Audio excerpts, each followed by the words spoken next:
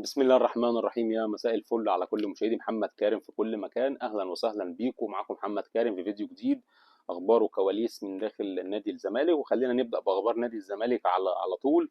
يمكن عمر عبد العزيز الحارس بتاع نادي الزمالك اللي تم تجديد تعاقده 4 مواسم ونصف مع نادي الزمالك. عمر عبد العزيز جاله تاني عرض معايشه من احد الانديه البرتغاليه لضم عمر عبد العزيز. يعني وكان في راح لبورتو وعمل معايشه هناك وكانوا عايزينه بدون مقابل. في نادي اخر في البرتغال عايز عمر عبد العزيز معايشه، وقال ان هو لو يعني تخطى فتره المعايشه ونال اعجابهم العقد اللي هيجيله هيكون بمقابل مادي لنادي الزمالك. والنسبه في اعاده البيع انا ما اعرفش بقى هل نادي الزمالك هيوافق ولا لا، لان عمر عبد العزيز واحد من الناس اللي يعني نادي الزمالك بيرسم عليه وحطت عليه امال كبيره جدا في تدعيم او يعني امان حراسه مرمى نادي الزمالك في المستقبل. ان هو حارس مميز وحارس كويس جدا. واللي كان ليه فضل في تجديد عمر عبد العزيز هو جون ادوارد المدير الرياضي، لان ملف عمر عبد العزيز بالكامل لما كان موجود في قطاع الناشئين الناس كلها ما عرفتش يعني تجدد لعمر. الملف لما تم احالته لجون للامانه خلص مع عمر عبد العزيز وجدد معاه. وبشوفها واحده من الخبطات والضربات القويه جدا جدا ان انت تخلي الولد ده موجود عندك، لان ولد موهبه فعلا. وبكره هتصدقوا كلامي لما تشوفوه بيشارك مع نادي الزمالك. الحاجه الثانيه، يمكن نادي الزمالك بعت يعني للعيبه المحترفه بتوقيتات العوده لمصر عشان المعسكر اللي هيبدا. ويمكن حذر اللعيبه من اي تاخير هيحصل. يعني عندنا لعيبه كلها، في لعيبه بره مصر كتير. يعني عندنا اخوان بزيره موجود في البرازيل، شيكو بانزا موجود في انجولا، وسيف الجزيري على لسه على ذمه الزمالك يرجع عشان هيقعدوا معاه. فكل اللعيبه المحترفه نادي الزمالك يمكن اختارهم بالعوده خلال الاسبوع القادم ان شاء الله. مش الاسبوع القادم، يعني خلال ال 48 ساعه اللي جايين دول يكونوا متواجدين عشان خاطر المعسكر اللي هيبدا. واحنا عارفين ان يعني اخوان بزيره بيتم خلال الفترات اللي فاتت شغال على نفسه. عايز اقول لكم ان في تطور كبير حصل في اخوان بزيره من ناحيه الفينش ومن ناحيه الشغل اللي شغال بيه على نفسه. لان اخوان بزيره الحاجات والتدريبات اللي بيتدربها موثقها في فيديوهات وكان بيبعتها للناس في نادي الزمالك. وكان شغال على 3 يعني محاور مهمه جدا عشان يصحح من ادائه داخل الملعب. اشتغل على الفينش الاخير، ودي كانت نقطه يعني كانت مشكله عند اخوان بزيره. ومعتمد جمال بذل وقتها جهد كبير مع اخوان بزيره عشان خاطر يعني الفينش بتاعه يكون احسن من كده واتطور على فكره. لكن من خلال الفيديوهات اللي بعتها لا، اشتغل على نفسه بشكل كويس في الفينش. اشتغل كمان بالتسديد برجله الشمال واليمين، لان اليمين كانت ميته خالص عند اخوان بزيره والشمال ضعيفه. يعني اليمين ميته والشمال ضعيفه. فاشتغل على الاثنين دول، لان اخوان بزيره ده لو ظبط الفينش بتاعه يلعب في انديه كبيره جدا في الدوري الانجليزي في الدوري الاسباني. هو مشكلته في الفينش. وانا قلت لكم قبل كده اخوان بزيره ده والله العظيم 3 لو انشيلوتي شافه كان ضمه منتخب البرازيل.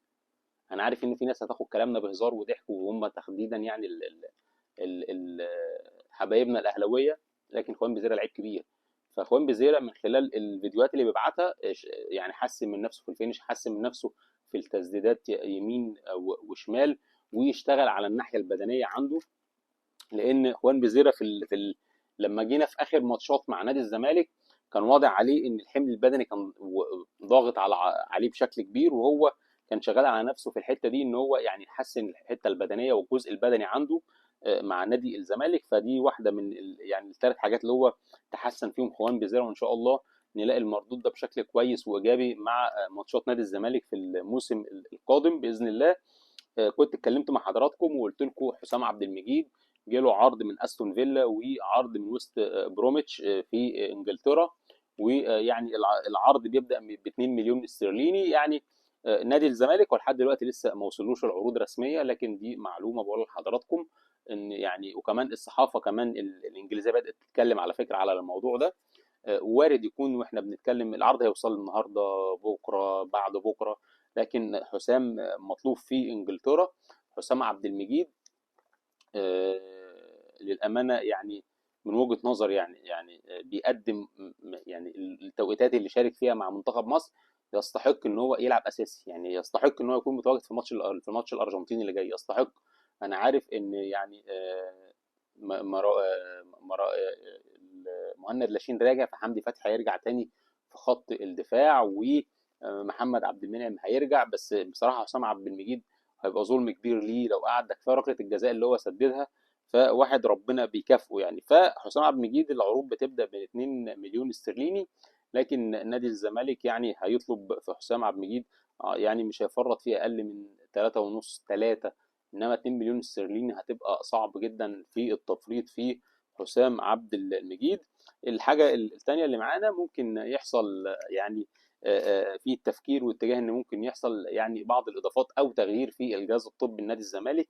عارفين ان متواجد يعني طبيب اسباني موجود في الجهاز الطبي، ففي تفكير او مقترح ان يتم اضافه يعني دكتور مصري يكون موجود، او يتم يعني تغيير الجهاز الطبي. ده مجرد دراسه واقتراح يعني متواجده حاليا. في واحده من اللقطات يعني عايزين نتكلم عليها مع حضراتكم، اللي انا يعني عجباني قوي، لقطه محمود سليم. محمود سليم ده واحد من اشطر الناس محللين الاداء، شاطر جدا جدا جدا جدا.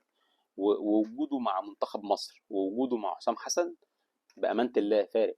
يعني جات امبارح لقطه ليه وهو مقعد لعيبه منتخب مصر جنبه، فاتح اللابتوب وبيعرفهم نقطه ضعف حارس استراليا، ان هو بيلعب في الدوري الاسباني، وجاب لهم ركلات الجزاء اللي سددها لعيبه ريال مدريد في احد الماتشات في الدوري الاسباني، وان هو يعني بعض نقط الضعف فيه واستغلها لعيبه منتخب مصر.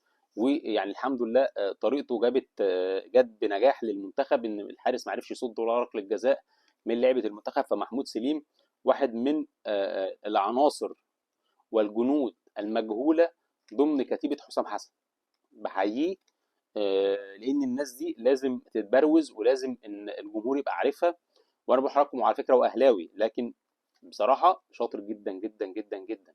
يعني انا ما فيش حد اتكلمت معاه، خاصه كمان زمايله اللي في المجال بتاعه، الا وبيشكر لي في محمود سليم بشكل كويس، ويكفي اللقطه اللي هو جابها دي واشتغل عليها بشكل كويس جدا مع لعيبه منتخب مصر. الحاجه الثانيه ما عجبنيش في مصطفى شوبير، يعني ان هو راح في ناحيه واحده في كل ركلات الجزاء. لازم مصطفى شوبير لو كان اشتغل بعقله وركز مع الضربات اللي بتتلعب كان شال له واحده او اتنين، لكن هو خد تعليمات اعتقد من سعفان الصغير ان هو يترمي في زاويه واحده، لان كل اللعيبه لما تلاقي حارس بيترمي في زاويه واحده هتحط له في الزاويه الثانيه. فانا ما اعرفش هو ليه كان مركز في زاويه واحده بس. يعني مصطفى شوبير حارس كبير قوي، لو اشتغل ان هو يتعامل بنفسه كان هيصد. فاتمنى ان هو ما يكررهاش ويبقى معتمد على زاويه واحده، لان اللعيبه بتقفشها مش حلوه. اشوفكم على الف خير، سلام.